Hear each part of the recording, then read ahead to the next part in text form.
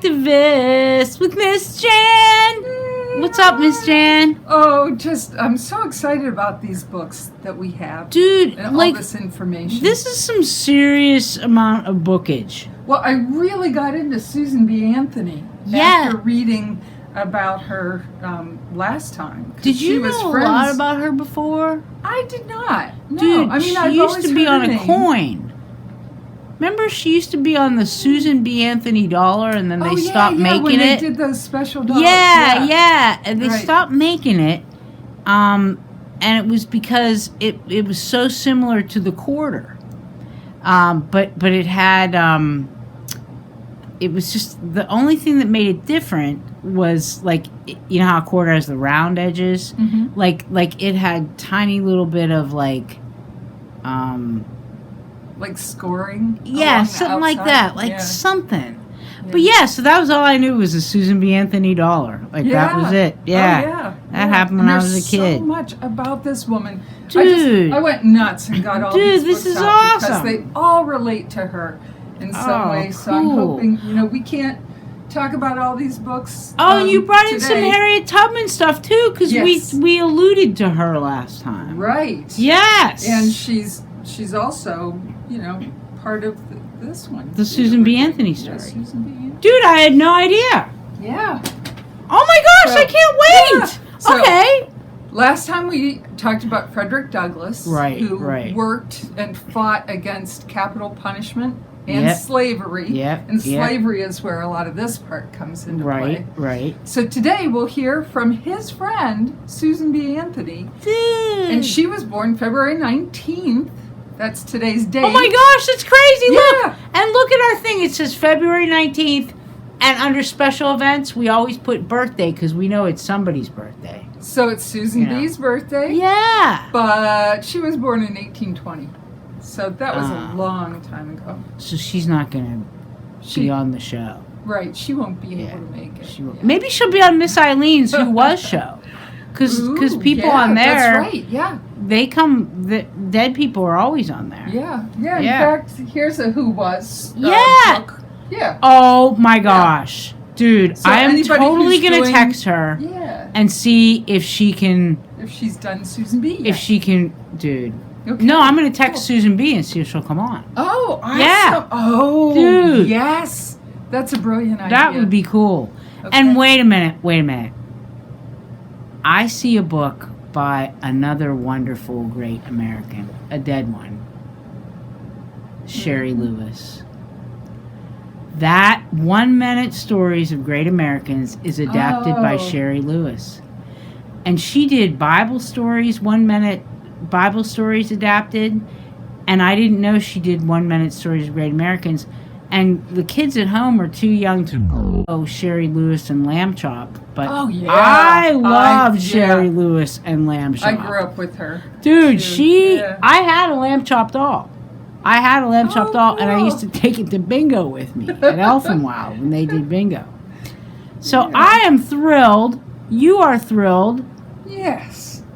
Oh, doing this research. Dude. Of course, I go crazy with research, that's cool. There's no way I'm going to be able to share all of it with you now, but I just want to, give you that excitement. Right. Want to learn about these people. Yeah. All right, cool. All right, without further ado. All right. Susan B. Anthony, failure is impossible. In 1872, Susan B. Anthony was arrested and fined $100 for voting in an American presidential election. Wow. Yeah. Why? Because at that time, women were not allowed to vote. More than 40 years later, thanks to Susan and other suffragists, the 19th Amendment in the U.S. Constitution was passed, and the new amendment meant that citizens could no longer be denied the right to vote just because they were women. So, $100 is a lot, dude. Was a lot back then. Oh my goodness. It's still a lot now, but I mean, to get that steep fine and be put in jail. Yeah. Yep. So, here we go. Susan was born in 1820 in a farmhouse in Adams, Massachusetts, She was the second of 7 children, 5 girls and 2 boys. Susan's father was deeply religious. He banned toys, games, and music from the house because he didn't want his children to be distracted from their religious education. He was a Quaker who stood up for what he believed in. As a pacifist, that means somebody who likes peace, he refused to pay taxes to a government that engaged in war. He also believed that men and women were equal in the eyes of God. When Susan was 6 years old, her family moved to eastern New York. Her father managed a cotton mill there and hired many young women to work for him. These mill girls, as they were known, boarded at the Anthony's home. Sometimes as many as 11 girls lived in the house at one time. Not all workers shared the Anthony's religion, and they wanted to dance. Susan's father did not approve of dancing, but he also didn't want them to go to a tavern, so he allowed them to dance in the attic of the mill after hours. This decision caused a conflict with other local Quakers, and eventually he was asked to leave his religious community. But his faith and beliefs continued to influence his life and, in turn, his daughters. Susan's mother also played an important role in shaping Susan's life and values. From an early age, Susan and her sisters were expected to work hard. With such a big family and all the mill girls to look after, they had an endless amount of chores: cleaning, sewing, fetching water, cooking, and cleaning up. And I have a little post-it note to remind me here.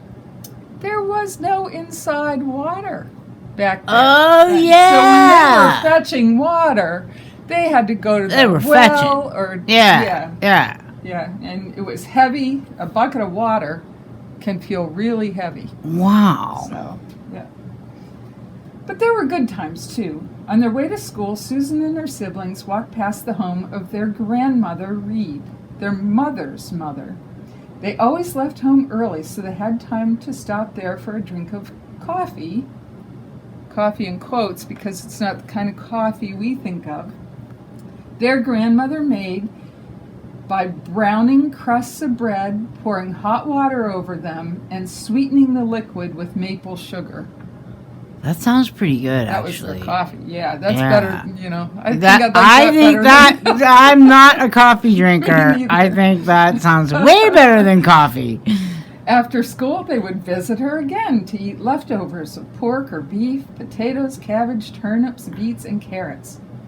Their other grandmother, Grandmother Anthony, also had a house full of treats. In a little closet under the stairs was a tub of maple sugar, and the Anthony children would gather around to feast on it. Grandmother Anthony would send them home with apples, donuts, cakes, but their favorite was called hasty pudding. It was made by cooking cornmeal for hours, then scooping it onto a platter and filling it with butter and maple syrup like a delicious volcano. Oh. Lucky kids, huh? Look at their eyeballs. They're like, whoa, bring it on. And they probably even got bigger after they ingest all that sugar. Yeah, really, look at that. Whoa. When Susan was around 12 years old, one of the factory girls became sick. Susan and her younger sister Hannah begged their father to take her place. They were allowed to draw straws to decide who would get the job, and Susan won. She worked for 2 weeks and received a wage of $3, which she had to share with Hannah. With her earnings, Susan bought a set of blue coffee cups and saucers and gave them to her mother. Oh. Susan was an intelligent child. She learned to read when she was only 3 years old. How old do you think you were, Miss Ingram? I was 4. 4? Yeah. So I was no Susan B. Anthony. Yeah, me neither. Yeah. But I remember my mom always telling me that I was 4. She had a remarkable memory and was curious about everything. But her education wasn't always smooth sailing. In one school, her teacher refused to teach her long division. Her father was not pleased. He wanted his children to have a better education, so he hired private teachers to instruct them at home. The young women who worked in his mills attended classes too. So there's one of his girls, and there are some of the women from the mill. When Susan was 15, her father encouraged her to get a job. At first, she taught younger children in the Anthony's Home School. Later, she worked as a teacher in a local school. She was paid $1.50 a week, a quarter of the amount that the school's male teachers made. All right, so she was may a have, woman. yeah, and she beat me on the reading, but I got my first job when I was 14. Ooh, And I made $1.75 an hour. wow. Just think about that, the years difference between, That's what so she weird. earned and then what yeah. you earned. Yeah. Wow. Although her father supported her desire to work, he was still influenced by the views of the time. When the foreman at the mill left, Susan suggested that one of the women replace him, but her father said that he would never put a woman in charge of his business. Yeah. 2 years later, Susan and her older sister were sent to study at Deborah Molson's Female Seminary, an expensive boarding school for Quaker girls. Susan was deeply attached to her home and family, and soon she became miserably homesick. To make matters worse, Miss Molson was strict and unkind. She scolded Susan, saying, "Thy sister Guelma does the best she is capable of, but thou dost not." Susan even got in trouble for not dotting her I's properly. Well, haven't we all? I don't know. How many ways can you I dot never an have, I? really, I know. Yeah. The constant criticism was hard on her. In her diary, she wrote that she was a vile sinner. "I do consider myself such a bad creature that I cannot see any who seems worse." Wow. Yeah, that's what comes from having people, criticize you, put you down. Yeah. Later in life, Susan said that the thought of that school still made her feel cold and sick at heart. Fortunately, she didn't stay long at the boarding school. At the end of her first term, her father arrived to take Susan and her sister home. He could no longer afford to pay for his daughter's education. The United States was going through a depression, and he was bankrupt. Thank goodness. Ah. Because then she got to leave. Yeah, but then the family was. Yeah. So the depression is when all the stocks crashed and money was really tight, and being bankrupt means you have no money at all left. So Susan's family lost everything, and their possessions were auctioned off to pay for their debts.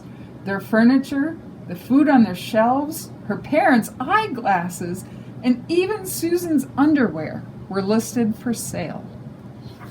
Let's not even comment on that. Right. Yeah. I thought that too. Yeah.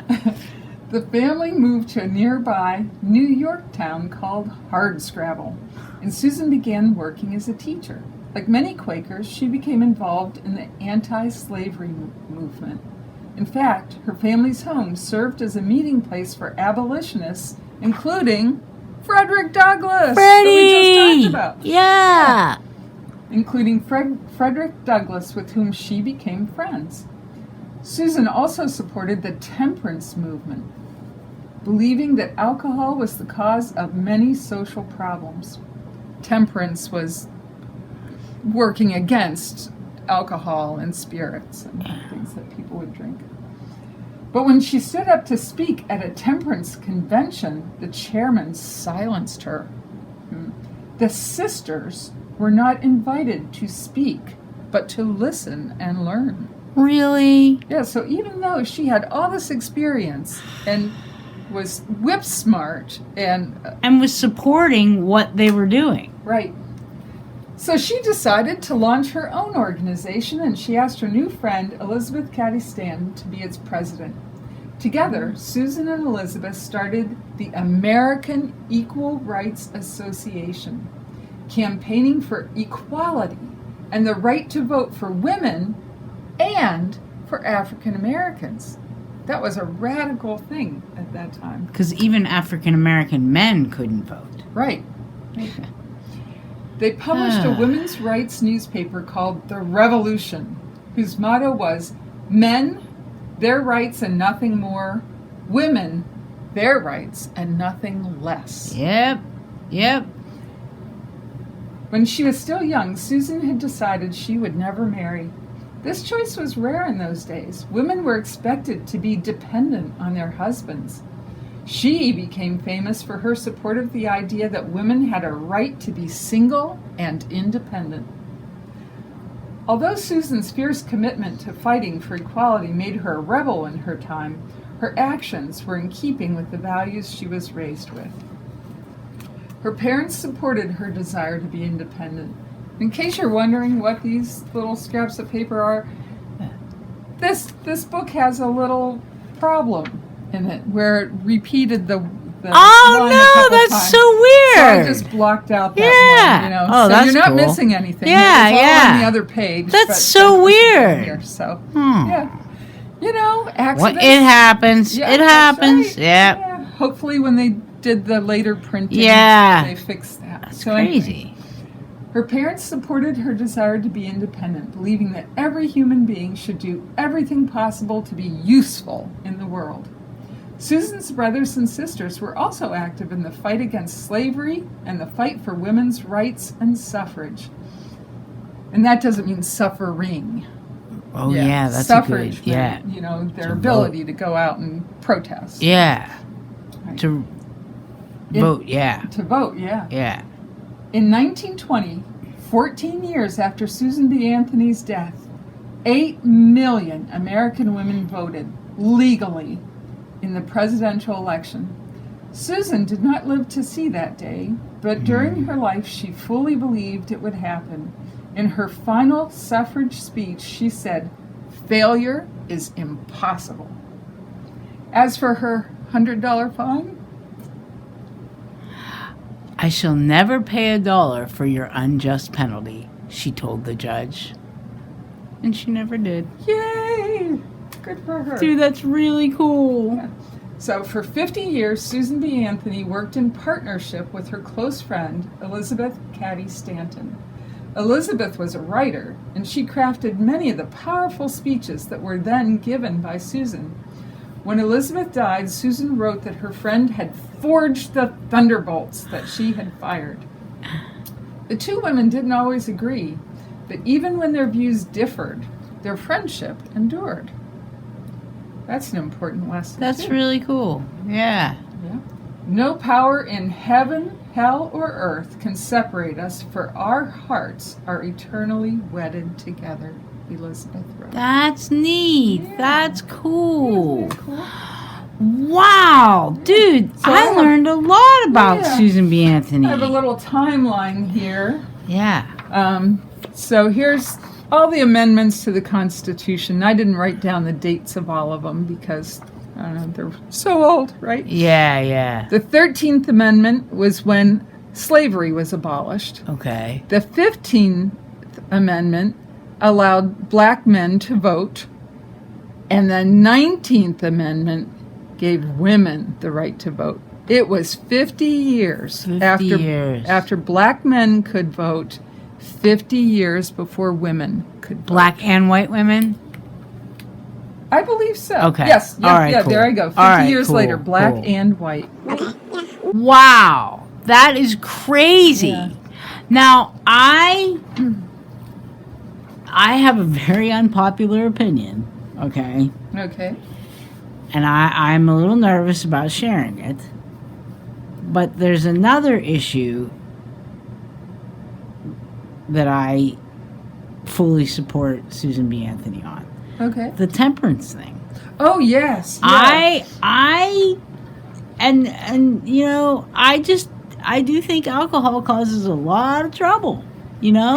I do. I think, I know that's not popular, and the reason I know it's not popular is because if you Google, you could Google anything. You could Google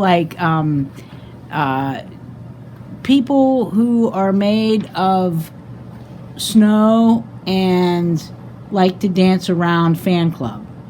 You could like those snowmen there. Uh-huh. You could totally Google over that, there. and you'd have like thousands of hits. And you Google "bring back prohibition," nothing. Right. No. Yeah. Which is fine. I mean, I understand. Everybody has a different opinion. But, Yeah, we need to be sure that we do things in moderation. I know. Well, that's my problem. I'm not very good at moderation. Thanksgiving dinner, a little glass of wine or something, Yeah. But, And at the when legal drink is- age, too. Yes, the legal age. Yeah. Craziness. Well, that's really cool. Yeah. So our next kid activist is James Baldwin. James Baldwin, Writing that's awesome. As activism. Now, he's not one of those Baldwin brothers, like Alec Baldwin and who are those other Baldwins that are... It's not spelled the same, is it? I don't know. I'm not very big on pop culture. Me neither. Yeah. But I know who you mean. Those guys. There are 3 brothers or 4 brothers. They're kind of good looking. Baldwin. I can't remember. Alex the only one I can... Yeah. But it's not... Steven, I think, is one. Yeah. But this James, because he was born a long time ago, James was born in 1924. Okay, so and I don't think the other Baldwins are... Yeah. Right. Well, that's awesome. I'm looking forward to James. Yeah, me too. I know more about James Baldwin than I know about than I knew about Susan B. Anthony. There is so... I went down the rabbit hole looking at all these books earlier and gathering them up. And these are all available in your Shaler North Hills Library. And I want to find out more. Did you come across... Is there more stuff about how she hung out with Frederick Douglass in any of these books?